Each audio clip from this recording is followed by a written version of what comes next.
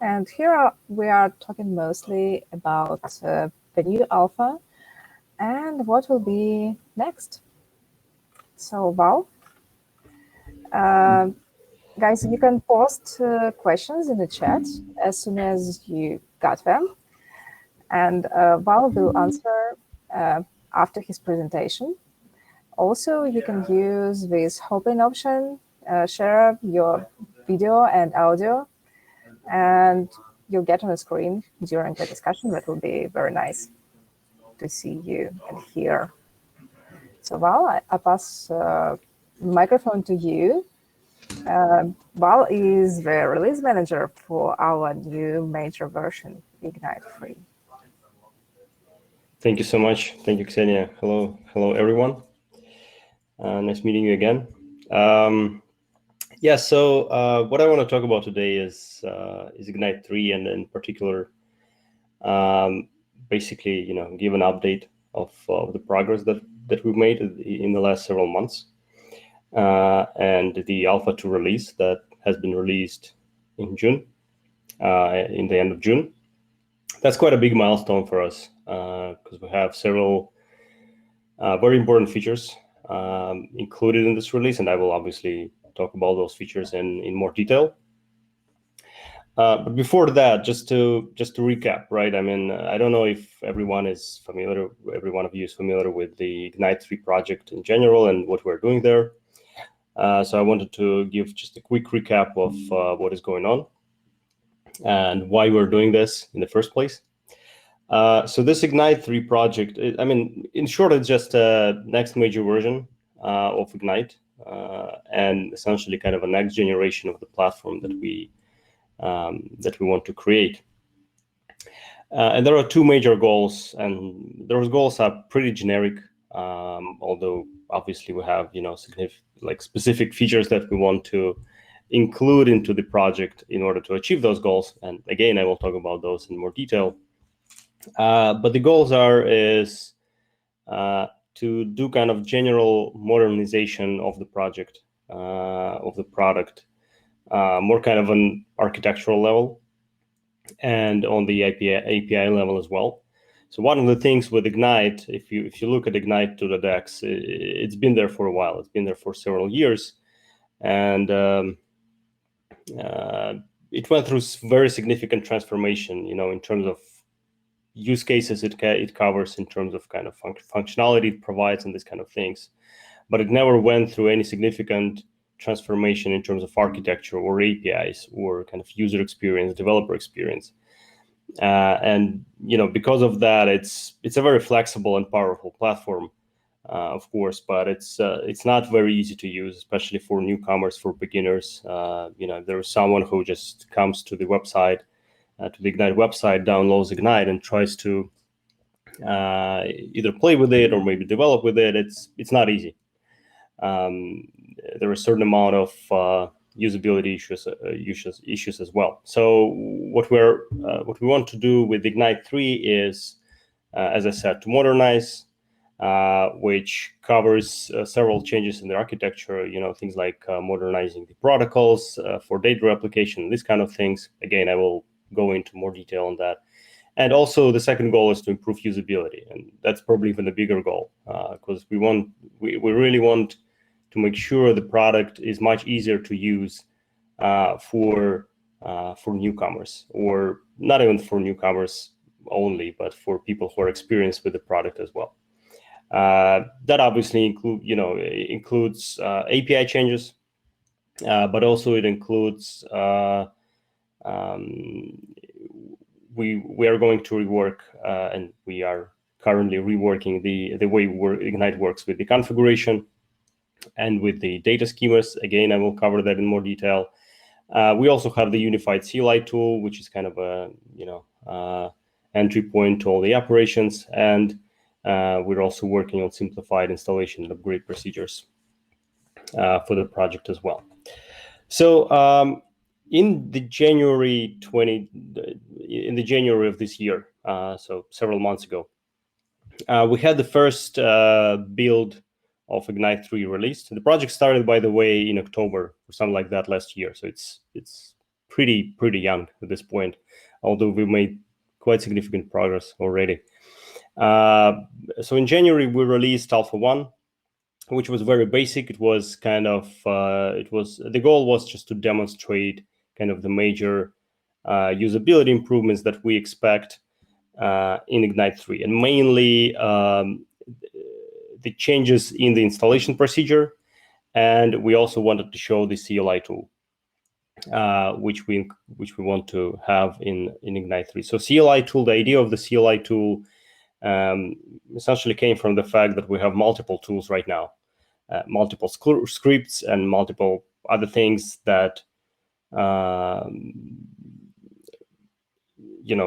to get all those different operations and management capabilities. So we have like Ignite SH script, for example, to start nodes. We have Control SH for some other operations. There are a couple of other scripts included as well.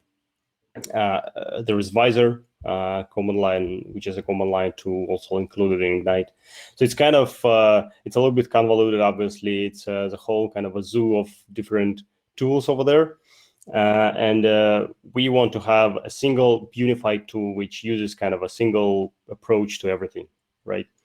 And essentially what will happen, and that's where I go into installation procedure, you will essentially download the CLI tool right from the website. So when you go to the website and you download Ignite, you basically download just the CLI tool. And then the CLI tool is used for everything else. If you want to use it just to connect to an existing cluster, you go ahead and connect and execute all those different operations that you want to do. If you want to use the tool to run, to create a cluster, to run a node locally, you will also need to install Ignite core artifacts, or potentially some optional modules or maybe external dependencies, and you can also do that from the tool as well. And obviously, any operations that we are going to have in Ignite 3 are going to appear in the CLI tool. And also another idea behind this unification is that we want to have a unified API as well. So essentially what will happen is that all those operations, like whatever you do with the cluster, like you update the configuration, for example, or you update data schema or anything, or you execute a query, the CLI tool will go through the special REST API, which will be exposed by the server nodes. And this REST API will also be public, and it can also be used by other tools as well. So if you don't, for some reason, you don't want to use the CLI tool which comes out of the box, but you rather want to integrate with some other tool that you have in your environment, for example, right? You can do that through this REST API, which will be exposed. And essentially any operation that you have on CLI tool will also be represented by a command on the REST API. So this is kind of a additional layer of unification there as well. And the second thing that was also released in the Alpha 1 is the new configuration engine. It was kind of in its first version. It's been modified quite significantly since then. But the idea behind that is, first of all, we want to change the format of the configuration. In the current version into the Dex, we have this legacy XML format, which actually comes from Spring, and even Spring doesn't use it anymore. So we want to replace it with something more modern, and we picked the format which is called Hocon. It's a format and a library from Lightband, essentially kind of a beautified JSON. You can think of it that way. Human readable JSON designed specifically for these kind of purposes, for configuration purposes. And it's also compatible with JSON. So again, if you kind of integrate with some REST APIs, it becomes very convenient, because you can still use JSON, or you can use Hocon itself. And it's also compatible with Java properties, which is convenient in the sense that you can always kind of you can always specify a single parameter, and we are going to use that for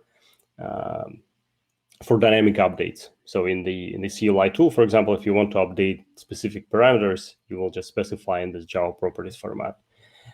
So it's also very useful feature of this particular format that we want to utilize, and one of the reasons why we chose it.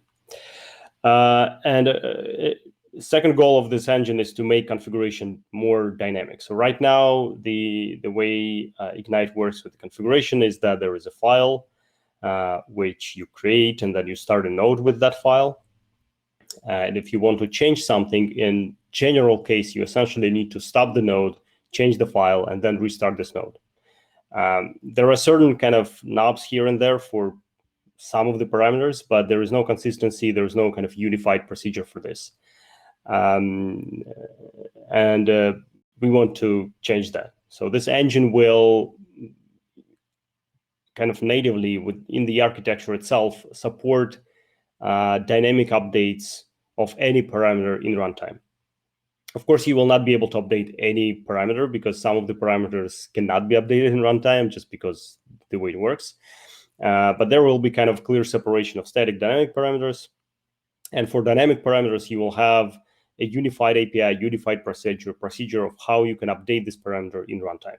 So you will not have any parameter-specific procedures, any parameter-specific, GMX handles or anything like that. So you will be able to do this either through the REST API or through the Cli tool or through the just the Java API, which we'll also have on the backend. So that's what we had in Alpha 1. So again, it was a very basic build demonstrating those usability improvements. It was not really functional in a sense that you could not create a cluster. There was no discovery. You could not store any data. There was no storage. And here comes the Alpha 2 release, which we released in the end of June, basically kind of a couple of weeks ago. And as I said, this is quite a milestone for us because this is the first build which can be used, as a distributed database essentially. So there is we have discovery there, and we have and you can create a cluster, and we also have kind of in-memory atomic storage. It's quite basic for now. But it demonstrates some new APIs and also some new concepts that we're introducing. And so let me talk about this in more detail. So probably the biggest change in the release itself, although it's more of an internal kind of architectural item, not really exposed to the public API or anything, but it's very important. This is what we call a unified data replication infrastructure. So again, if you look at 2.x, Ignite 2.x, one of the things about it, if you look at kind of the internal architecture, is that there are multiple different mechanisms and multiple different protocols used for data replication. So there is a specific protocol for atomic caches. There is a different protocol for transactional caches. They're kind of completely separate implementations. For metadata, we use also different mechanisms. Some of the metadata is distributed using caches as well, which kind of reuse the mechanisms of those either atomic or transactional caches, but they also have a little bit different rules because they're not exposed to the public APIs or anything. Then there is also discovery messaging, which also kind of replicates the data across the node. So there are multiple mechanisms there that essentially do the same thing. They replicate the data across the nodes. This obviously is not good for maintainability, and we need to support all those different mechanisms, which makes project and the product a little bit more complicated. So we want to have a single mechanism for this, a single unified mechanism that would consistently replicate the data across the nodes, whether it's the whole cluster, like we need to replicate across all nodes, or maybe we want to replicate across a group of nodes. Either way, we want to have a single mechanism or single component rather responsible for that. And we have implemented such mechanism based on Raft, which is well known, essentially industry standard consensus protocol. which, and you probably all know it.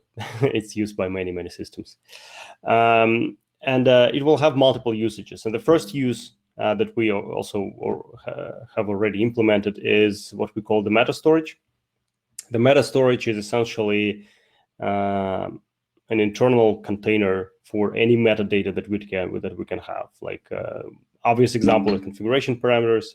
If we want to update a configuration, let's say, and apply it to all the nodes, now we will notify one of the nodes, and then it has to be replicated. So it will go through this meta storage.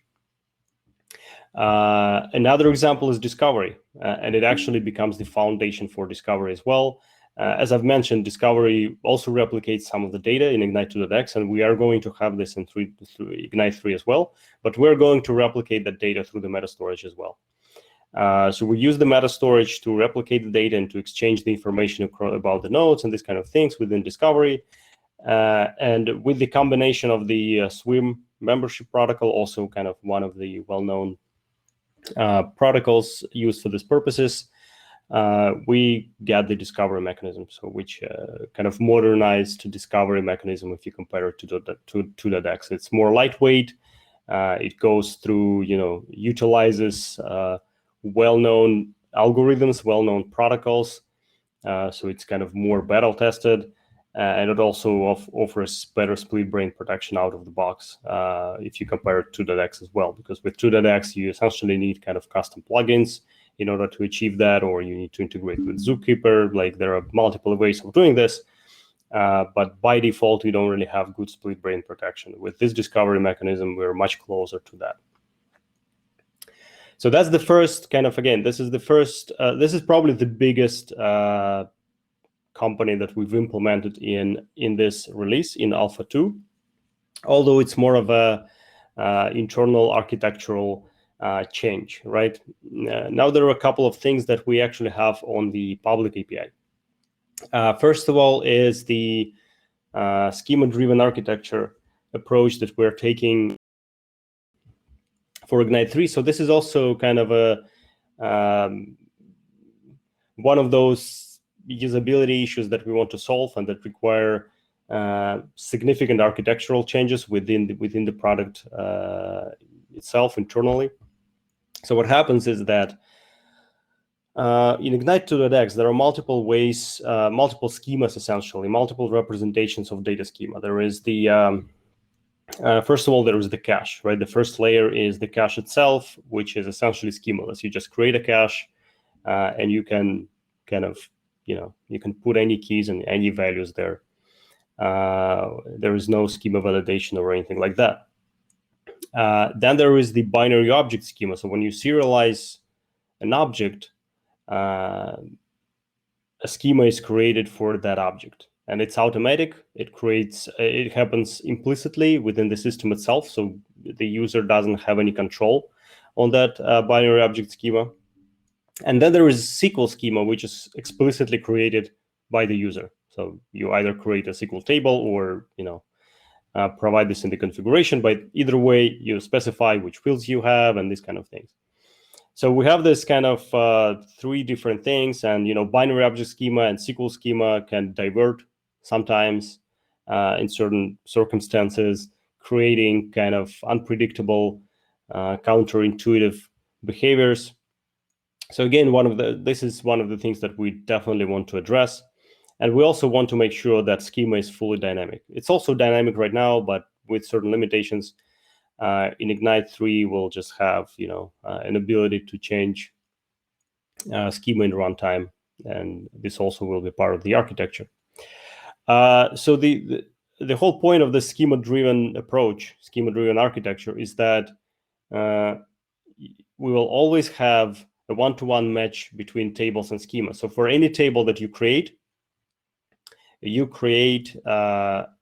specify the schema as well at the point of creation. And essentially, the Ignite will make sure that data and the schema are always consistent with each other. Meaning that when you change the schema, the data is updated as well. Like, let's say you remove the column from a table, that means that the data for that column will also eventually at least be removed from the storage. And otherwise as well, if you update the data, it must be compliant with the schema, right? If you try to insert something that has fields that are not specified in the schema, let's say, you will just get an exception. So essentially, the goal is to have more kind of more intuitive and more predictable system, which is kind of more explicit. So you explicitly specify the schema, and when you update the data, it has to be compliant with that schema, and there were no kind of implicit changes happening under the hood. Again, making it more predictable and intuitive. And we, of course, will have unified API for dynamic schema updates. It's kind of similar to configuration, so we want to make sure that you don't have to restart a cluster when you update the schema. So we'll have the API, which can be called in runtime, and it will not require cluster restart.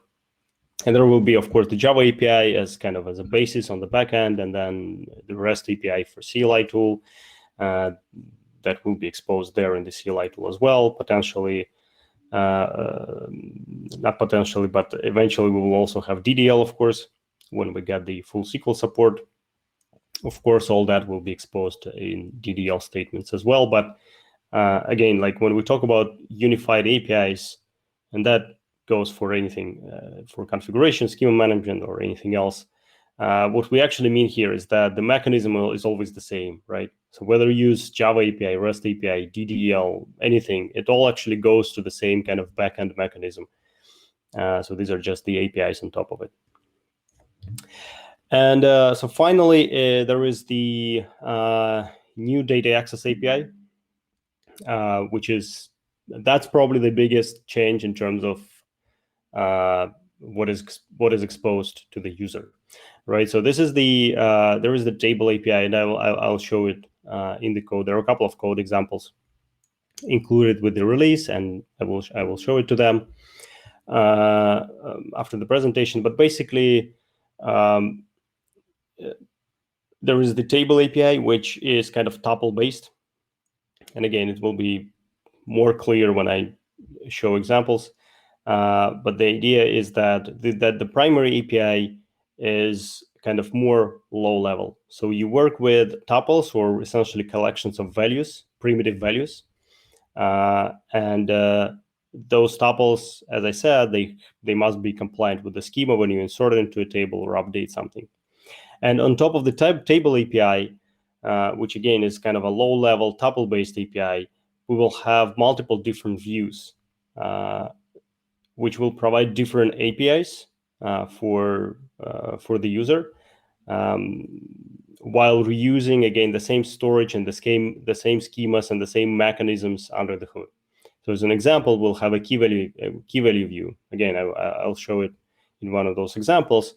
But the idea is that the key value view will accept key value objects, convert them automatically into tuples, and insert them into the storage and validate against the schema, right? So you will work with Ignite. You will be able to work with Ignite as with a key value storage, as many of us are used to. But again, under the hood, it will still go into that storage with the schema and will be validated against that schema. So different API, but the same mechanism at the backend.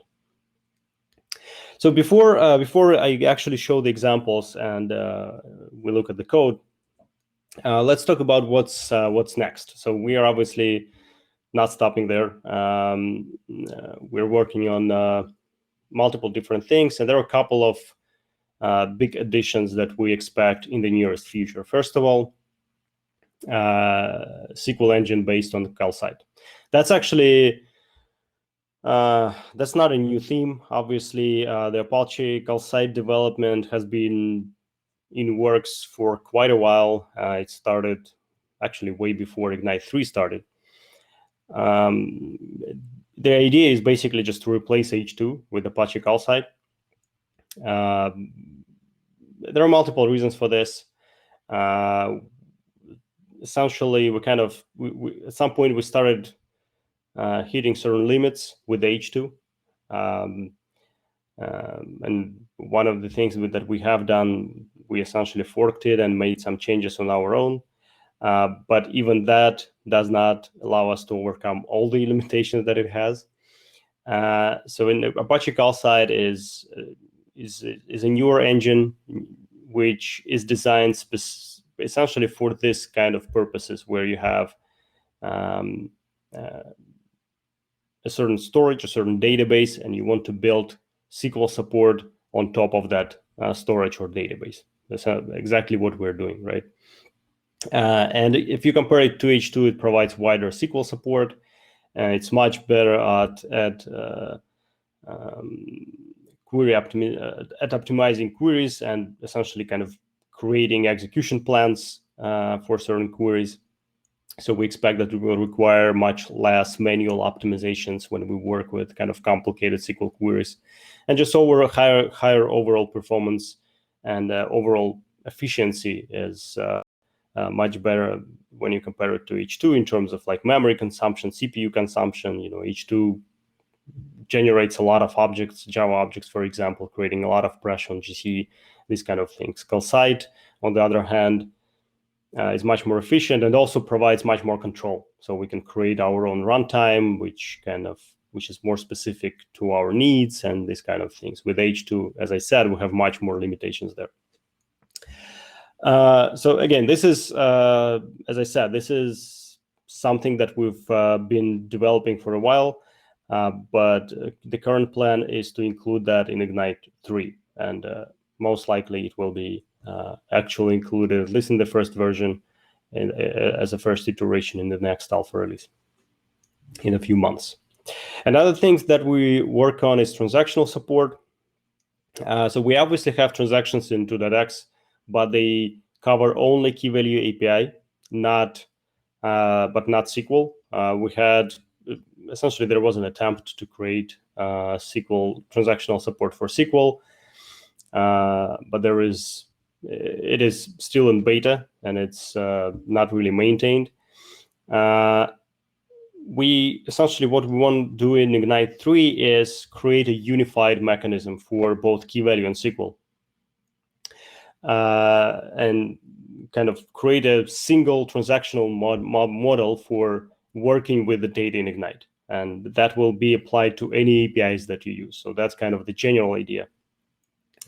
One of the specific ideas is that transactions will run on top of partitions rather than nodes, right? So in 2.x, as I said, and that kind of I come back to this unified replication infrastructure theme, because as I said, transactional cache utilizes completely different protocol if you compare it to atomic cache.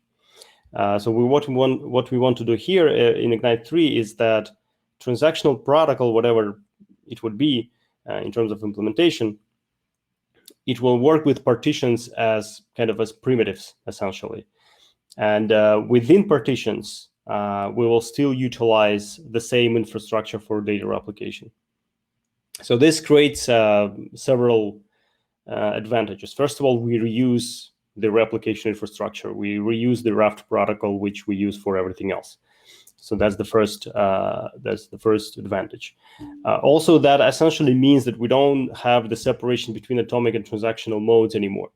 We just have a table with the data, and if you update a single row, or maybe you update multiple rows, but in a collocated way so that they're within a single partition, then we can essentially do that in atomic mode. We just send a request to a single partition, and then the whole process, like Raft, is responsible for the whole replication process.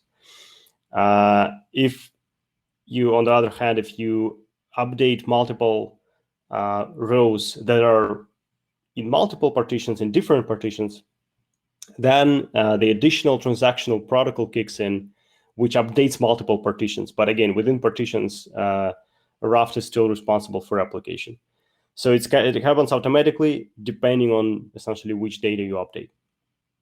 And also, by using all those different protocols and by utilizing this approach, we expect that we will be able to either fully eliminate or the partition map exchange process, which is one of the pain points of Ignite, and it causes a lot of issues in terms of stability and these kind of things, or at least make it much less frequent, and so that it happens only in certain very specific scenarios, but not on every topology change, for example, not on every configuration change or anything like that. So potentially we'll eliminate it altogether. As far as I know, we currently don't have it, at least in a way we have it in to-the-dex. So the whole topic of transactional support is essentially currently under research. There are a lot of questions that we still need to answer before we can go into actually implementing it.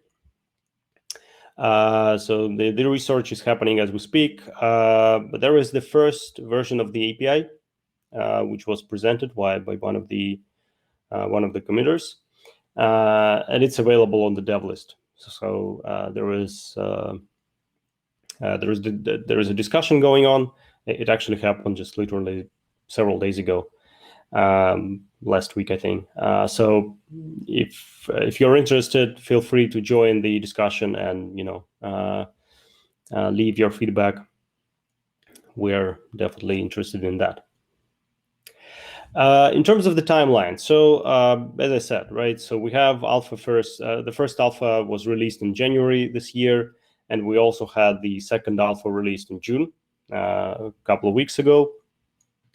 For both of them, I've created blog posts as well as kind of demos on YouTube. So feel free to go there and watch those resources if you're interested in more detail. So what we expect next, the next step would be most likely one more alpha release, because I don't think we're ready to go into kind of a beta mode, or definitely not GA mode. So I think it will be another alpha release sometime around October, November, so in a few months. And we hopefully will have Sql support there. Also, we expect to have persistence and just more, advanced storage in general, because as I said, currently it's just essentially in memory, atomic in-memory storage. So there is no transactional support, obviously, because it's in the works, and there is no persistence as well. And there are also it's very limited in terms of rebalancing and some other things. So there are a lot of things that we need to add to make the storage itself more mature. And that's what we're working on as well right now. So that would be hopefully sometime in October, November, we'll have another alpha release with those changes. So with that, before we go into just a Q&A session, let me show you the release and how it looks like. So, all right.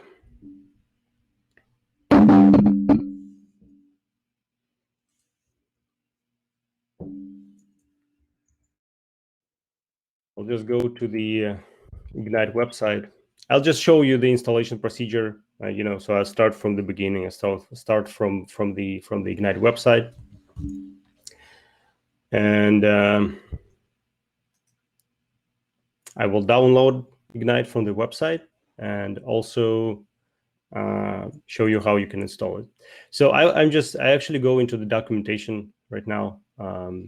That's the Apache Ignite documentation. So if we go into this version dropdown at the top, there is the 3.0 alpha option. So which brings us to the documentation for the latest alpha release. And I want to go through the getting started guide. So this guide basically, gives you a bunch of commands required to install Ignite and to do some basic operations. So let's go through some of it.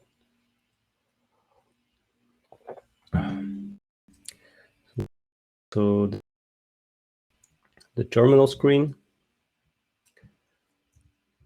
All right. So the installation is very simple, right? So as you can see, it's essentially just 3 commands. One will download. The second one, download the zip file, which includes the CLI tool. The second command unzips it, and the third command sets the path variable so that we have this command available. And that's essentially all the whole installation process that we need to go through. All right, so let's do. So we download it first. It downloads it from the Apache website. It's a very small download, by the way. Again, comparing to the DEX, because it doesn't. Again, we just download the CLI tool. If with to the DEX we used to download the whole package with a lot of jar files, configuration files, scripts, and many other things. Here we only have. Essentially, we have just the CLI tool. That's this ignite and ignite.exe. So we have the version for Linux and the version for Windows, and we also have examples folder with the examples there. And that's pretty much all we have within the package, and obviously README file, license file, and some other stuff. So as I said, the third command sets the path variable just to make sure that we have the ignite command available. And now we can execute, we can run the ignite CLI tool. So just to verify that it works, I will run ignite command, and it should show me the CLI tool and essentially the main help screen of the CLI tool. So that's how the CLI tool looks like. It has a bunch of different commands available. For now, it's just the init command, which is used to install the core artifacts. Again, if you want to create a cluster locally or create a node locally, then you need to run the init command in order to install those core modules, core artifacts. Module commands responsible for enabling and disabling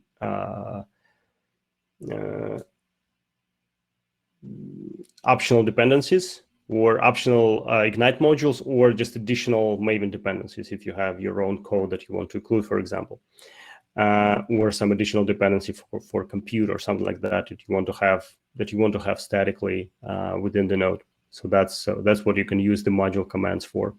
Node commands are responsible for running and managing nodes locally, and then there is the config set of commands, which is responsible for working with the configuration engine. So now let's run the ignite init command to make sure that I can run ignite nodes locally, and then we'll take a look at we'll create a cluster, and then we'll look at the examples. So this will take several seconds. It downloads it from Maven Central by default, because that's where all the Apache releases are. But you can also specify your own repository if you have your own Nexus or something like that within your environment, and you don't have access to Maven Central. There is an option to specify your own repository for this. So that's done. So I currently have the CLI tool installed and the core artifacts installed, which means that I can start nodes and run examples. All right, so I'll scroll down here to the starting a node section. So to start a node, I need to run this ignite node start command, which has a couple of parameters. And by the way, everything that I do here actually can change in the future releases, because obviously these are alpha builds and the APIs change and the commands change. And this command is one of those which most likely will be simplified significantly. So right now, we kind of need to specify a couple of things here. The first one is the configuration file, and I'll show the file in a second. And the second one is essentially the name of a node. It's kind of it's similar to consistent ID in Tuple, right? So right now we have to specify it. It's a mandatory parameter, required parameter right now, although it might change in the future. But at this point, you have to specify it, and the only requirement is that it's unique across all the nodes, right? So I'm just using node -1 for the first node. So let's start it.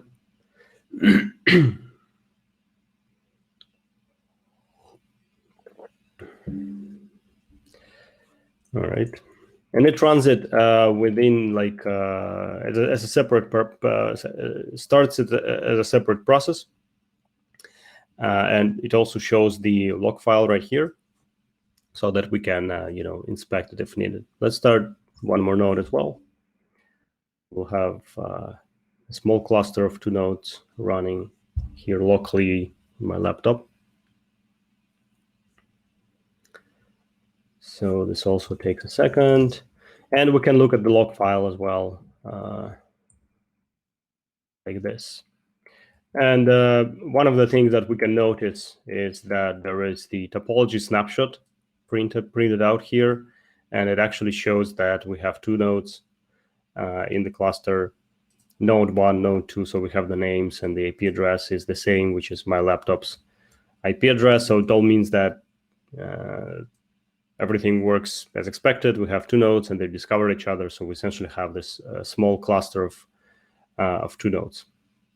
Another way to verify that everything is good is to run ignite node list command, which gives me the list of ignite nodes, again, that are running locally on the laptop, and it shows me the names of those nodes, process IDs, so that I can access the process directly if needed, and the log files as well to inspect them. So we currently have a cluster of 2 nodes. So let's take a look at the examples.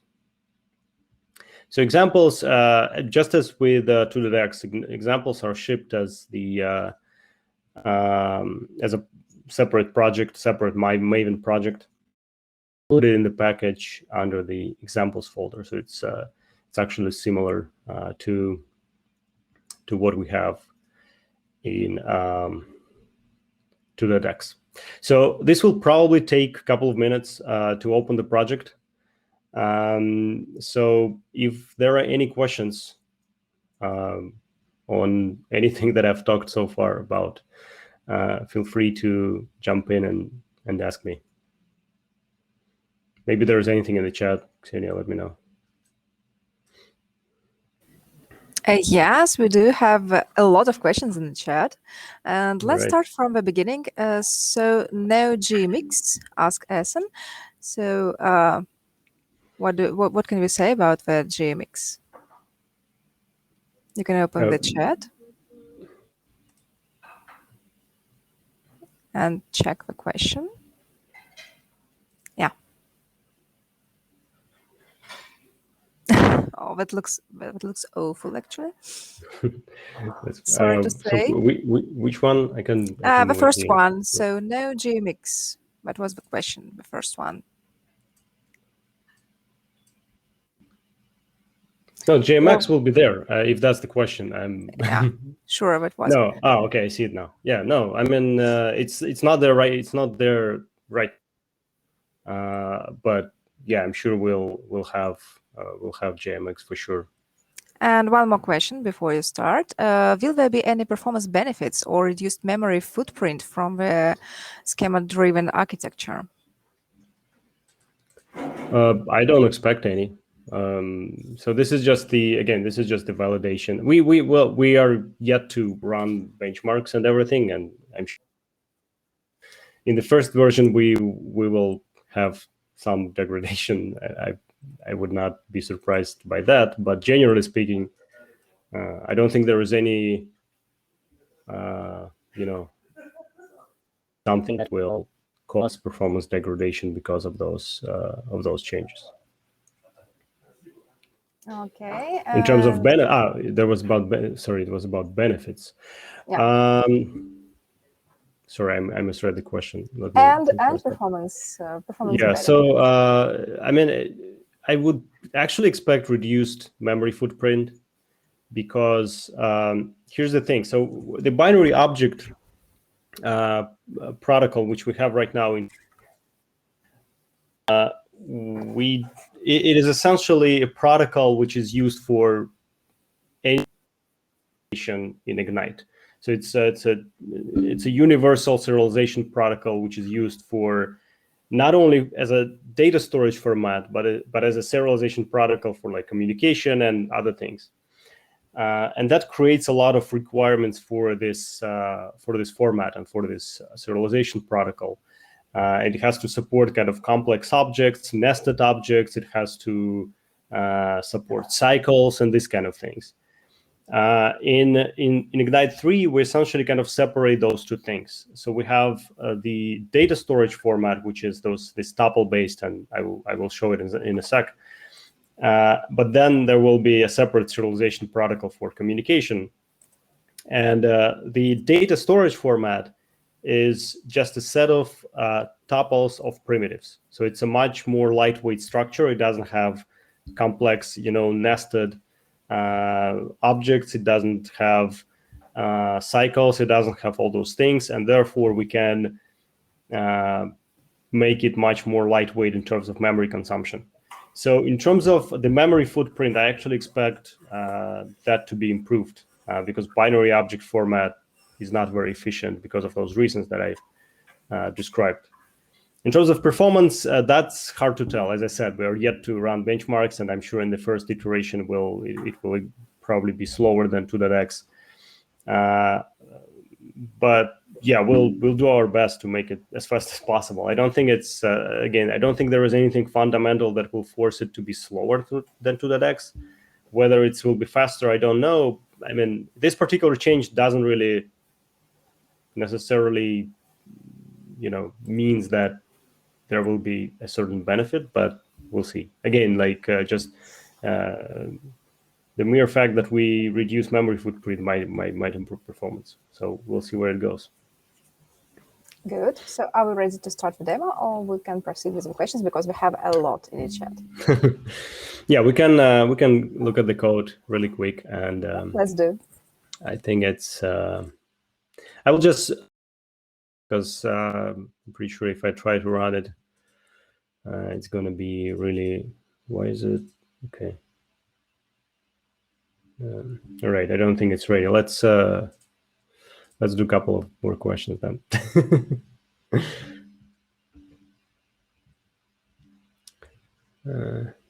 Actually, I think anyway, right? Did not, for some reason, did not recognize it as a Maven project. Why is that?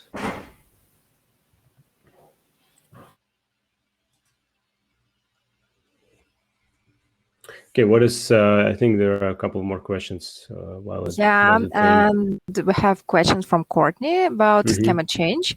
Does it include the ability to change the types of fields and columns? Will the new consistency between APIs also mean SQL will gain transaction support? Yeah.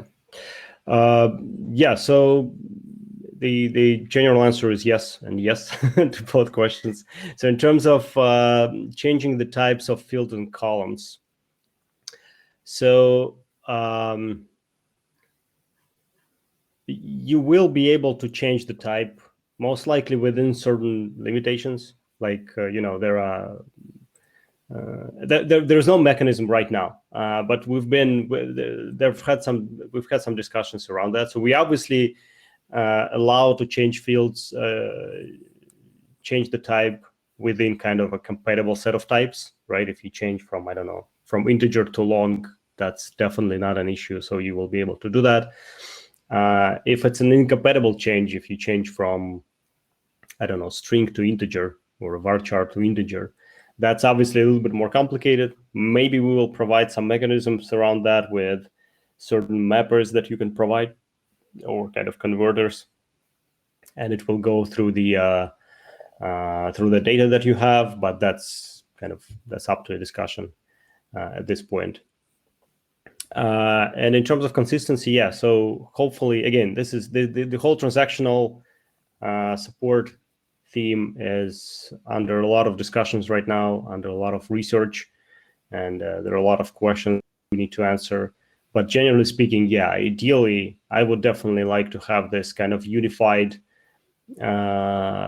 transactional model that just provides certain transactional and consistency guarantees for the data that you have in your cluster, regardless of which API you use.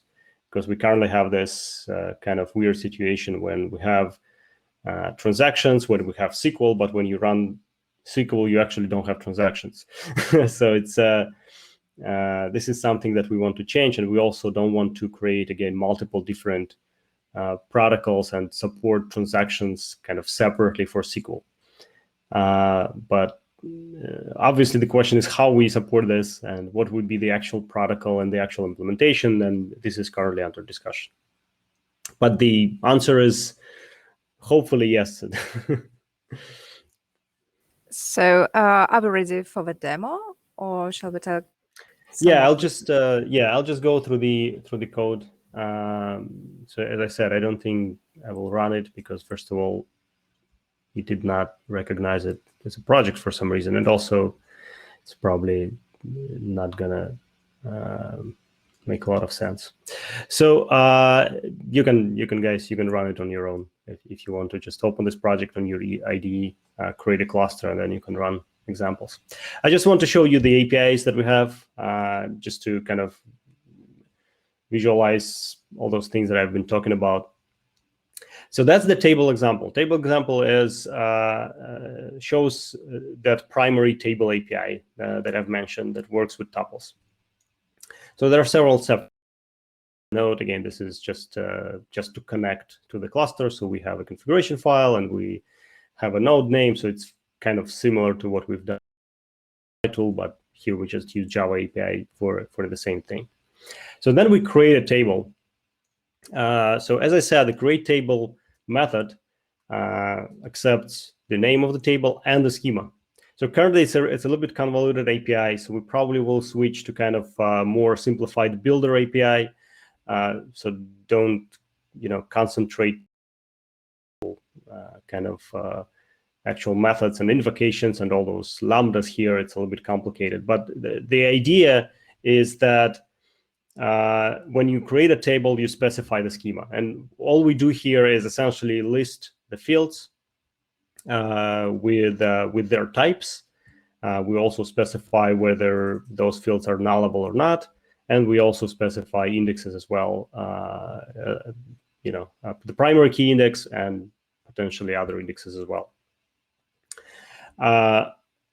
So this whole thing is essentially equivalent of this DDL, where we have 4 columns. So we create an accounts table with an account number, which is the primary key, and then we have first name, last name of the owner, and the balance on the account.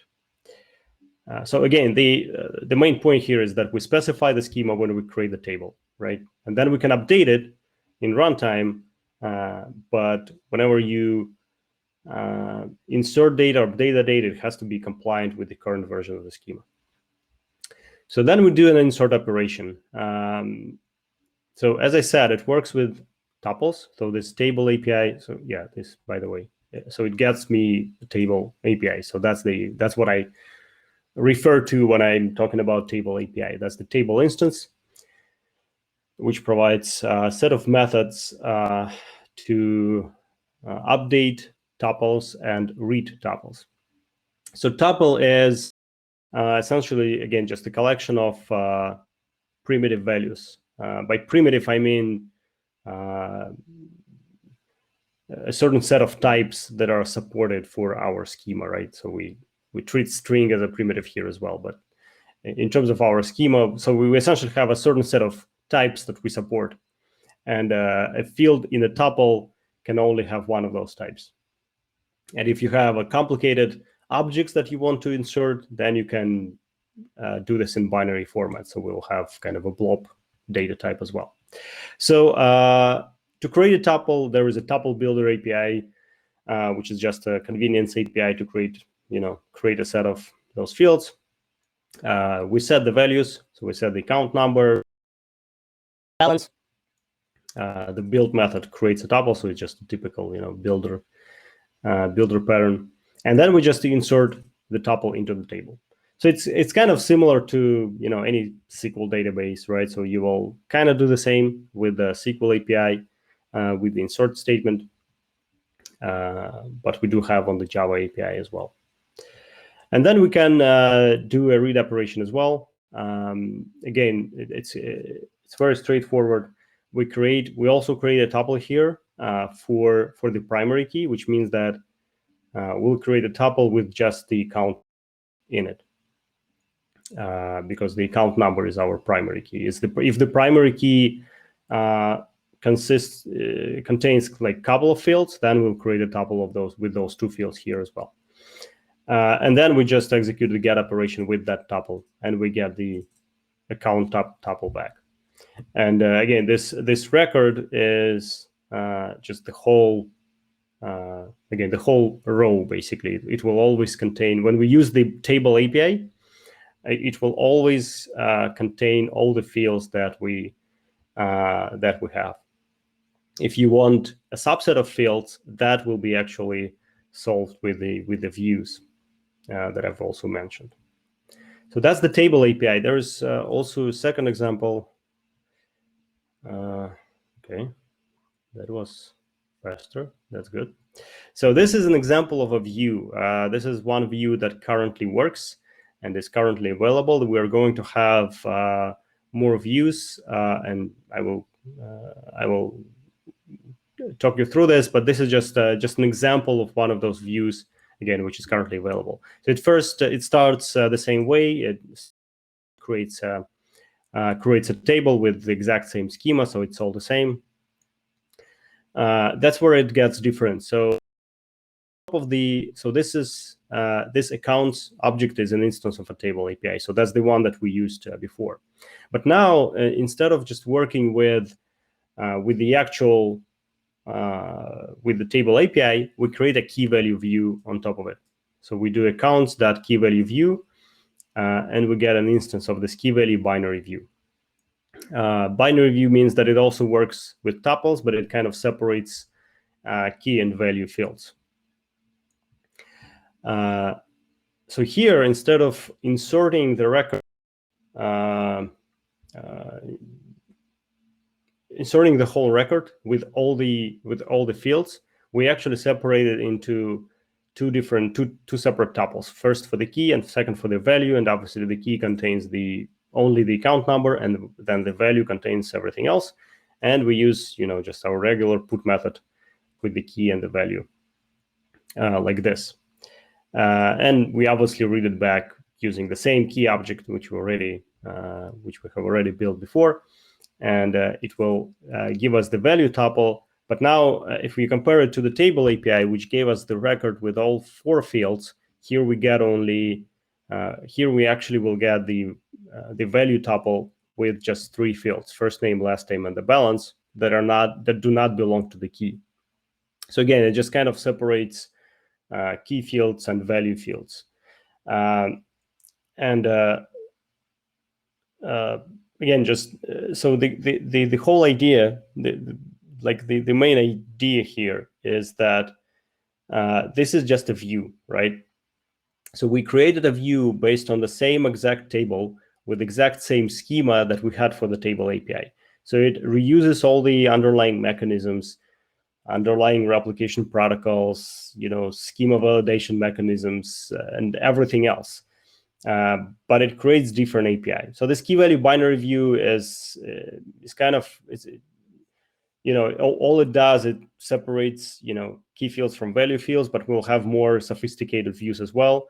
We'll have views that will allow you to get subsets of fields, for example. If you don't have, if you have a table with hundreds of fields and you want to read only 5 of them, that's what you will be able to do with the views. You will also have an ability to do automatic deserialization and essentially convert tuples into Java project classes. So we will have, for example, a key value view, but not with tuples, but rather with key value objects, and you will essentially have regular key value API as you have in TutoDex or as you have in any key value storage. And this conversion will happen automatically based either just on a reflection or based on a custom mapper that you will be able to provide. There will be, and we can come up with a bunch of different ideas, different views on top of the table APIs, and this is kind of the whole.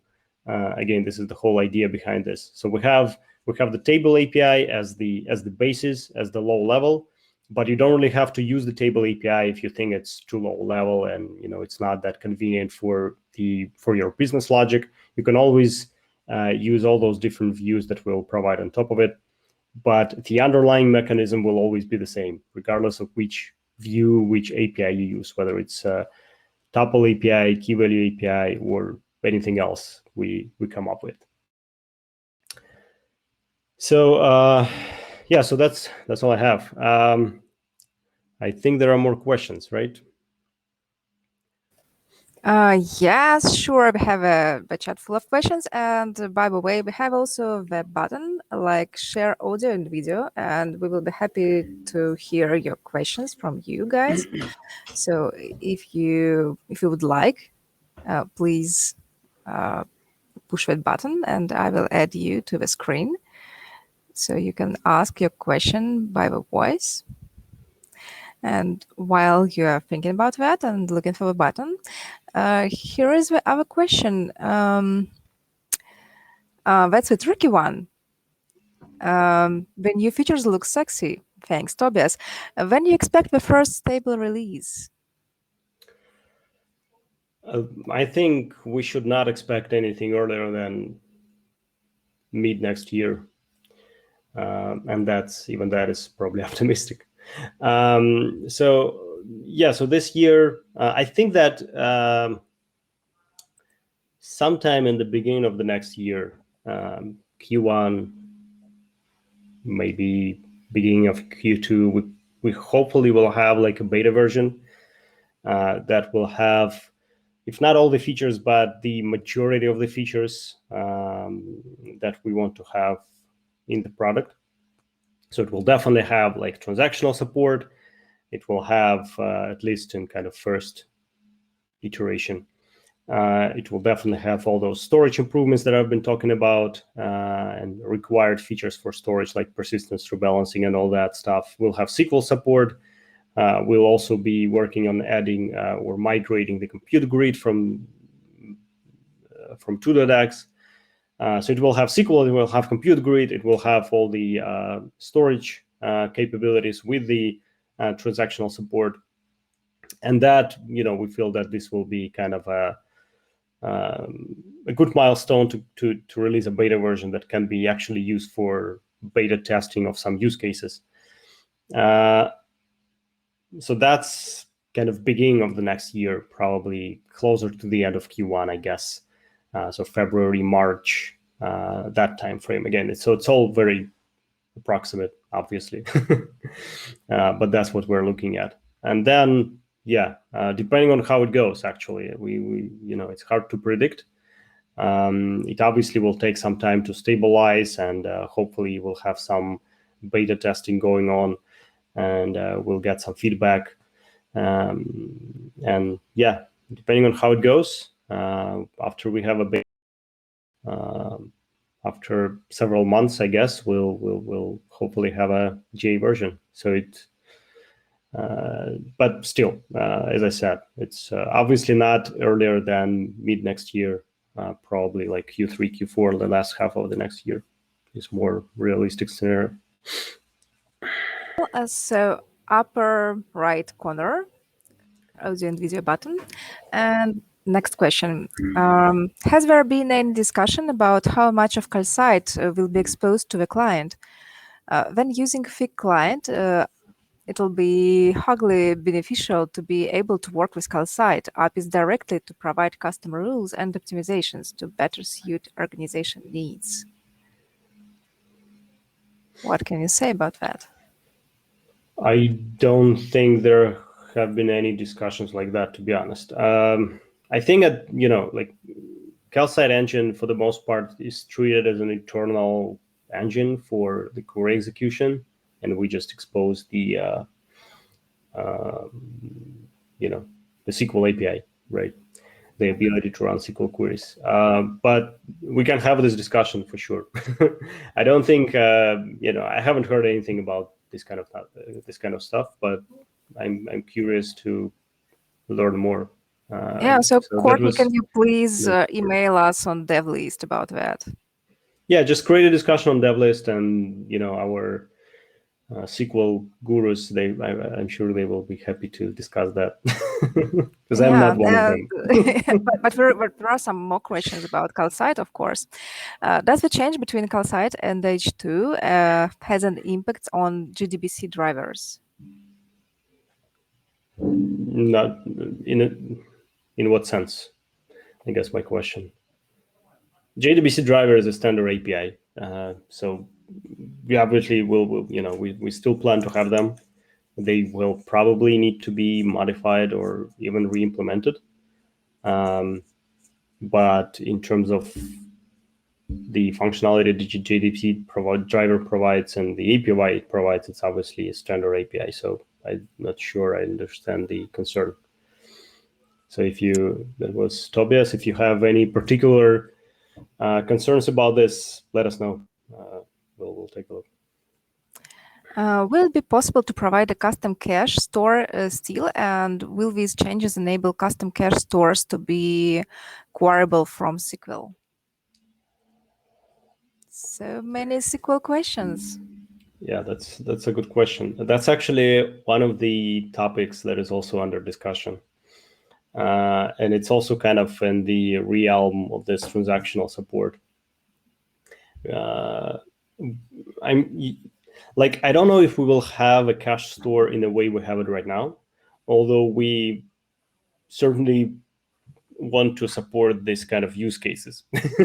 So it probably will look a little bit different in terms of the API, in terms of even the architecture, but we'll definitely make sure that this kind of caching use cases are supported in data grid use cases.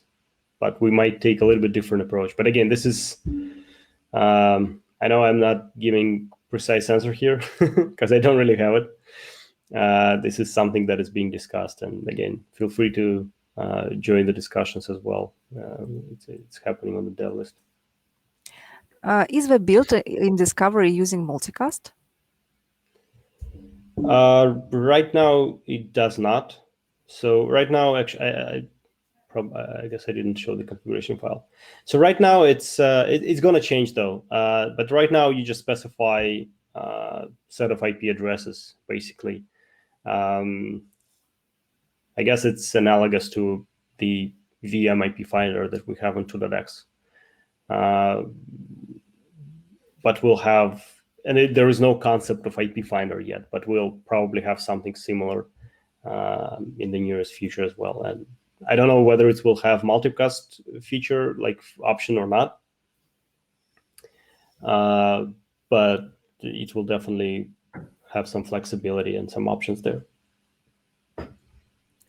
And the tricky question, is 3.x backward compatible with 2.10?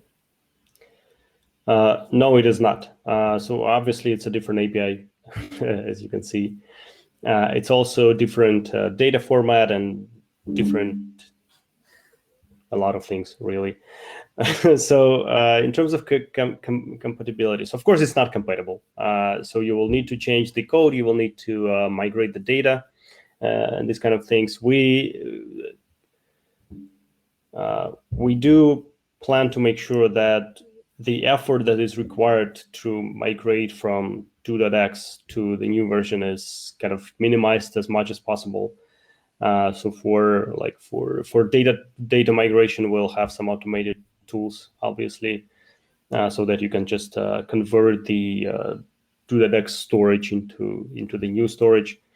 For the code migration, it will obviously be required, but the APIs, like if you look at this, we have, if you're using key value API, for example, you will essentially have that. You will have the key value view, which will be available, and it will be very similar in terms of the API. It obviously will be different, but it will be very similar. So the migration should not be too hard.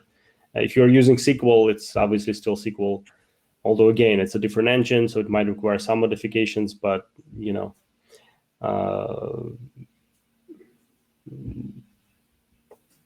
SQL is still SQL, right? That's my point. And then, compute grid probably will be migrated as is. So there are certain things that are kind of kept in place, and there are certain things that are changing. So you will still have to work on this migration. There will be certain amount of effort for sure, but we're trying to minimize it where we can. And a question which is really related to the previous one, after releasing free, what would be the fate of it too? I would say it's up to the community. I expect it will take quite a bit of time for migration, from 2.x to 3.x. So they are kind of, at this point, they are being developed, and they're being developed separately in separate repositories. So there is kind of, two different repositories on GitHub. So when whatever happens with 3.x, 2.x is still there. And essentially it will be up to a community. I think it will be there for a while. But when the community will feel that at least the majority of users already migrated to 3.x, then 2.x will probably be deprecated or something. But again, these are kind of separate projects at this point, and there is no reason to just kill 2.x because of a release of a 3.x. So they can coexist in parallel. And if there will be an interesting community on maintaining and supporting 2.x, then it will definitely happen. I missed the question. Will the unified storage model enable different versions of Ignite to be in a cluster when persistence is enabled, so that rolling restarts can be done? Okay, I see that. Yeah, the unified storage model enabled.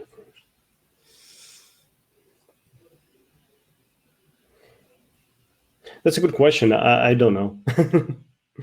I don't think that question has ever been asked. Yeah, so Courtney, really, you should join our discussions on dev list. Yeah, these are you have some interesting questions.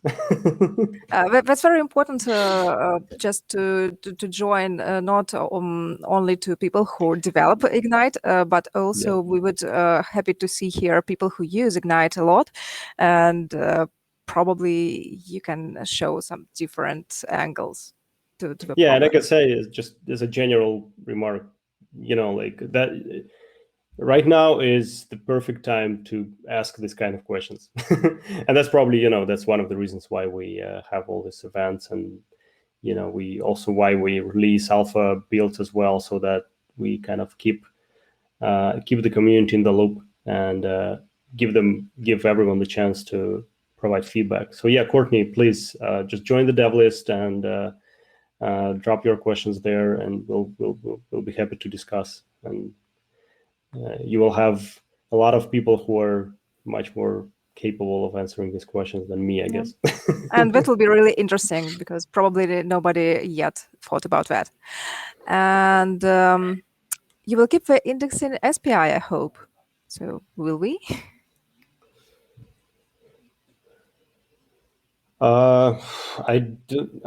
Indexing SPI. I'm curious how you use that, actually, because I know it has. I don't think that is the plan actually right now. Indexing SPI is kind of a complicated feature, which I think is integrated with H2, so I don't think we can just keep it. If we want to have this kind of a feature, we'll probably have to kind of re-implement it and reinvent it, which is not impossible. But again, this is something that needs to be discussed separately, I guess. And So here are the details. I use it with Elasticsearch to enable complex search. Mm-hmm. So okay. I mean, look, again, this is one of those things where I'm definitely happy to learn more. I can't really say anything right now. I can say that probably there is no plan for this support at this point in time. But again, we are in a phase of a project when we can change anything, and when we can make this kind of decisions. So yeah, if you don't mind, just also go to the dev list, and if you can give some more details on what you do and how you use that, and what you would like to see, that would be great. Because it might not be necessarily Unix and SPI, right? We might find some other better way of supporting this use case. Maybe Calcite supports something. I don't know. We'll obviously have to look at this. Yeah, we have a thread about the second alpha, but I think it would be better to create the separate topic for that, the separate email, so people can easily see the topic. Not related, because Calcite is a very flexible engine, by the way. It doesn't have to be necessarily SQL. So again, we'll definitely be happy to learn about the use case and see what you're doing there and how we can help with that. So. And is there a Grid Game Community Edition version being developed with these Ignite 3.x features in near future? Yeah, it will follow. Obviously, Grid Game will have its platform based on Ignite 3. It's not being developed right now, as a matter of fact, because we're focused on Ignite right now. But yeah, it will follow for sure. So did I miss any more questions, or did we have some more?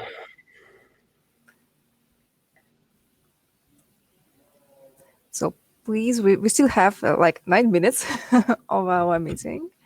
If you have a busy calendar, and please come to the dev list and bring up these issues, because that will be interesting, and that's the right time, as Val said. Yeah, and again, like I surely, again, the reason I'm doing all this and making these presentations and just creating those releases is essentially to gather feedback. That's the main and the primary reason. So yeah, and I certainly happy to learn about the use cases that you guys have that you think might benefit from what we're doing with Ignite 3, but it also might require some considerations in terms of what kind of features we want to support and these kind of things. I'm 100% happy to learn about this and want to learn about this, and we'll see how we can help with that for sure. And yeah, now please, is the perfect time. Please don't hesitate timing. to update us about such things, because if we don't have anything in a scope, sometimes that just means that we didn't thought about that because we didn't know about such cases. Something.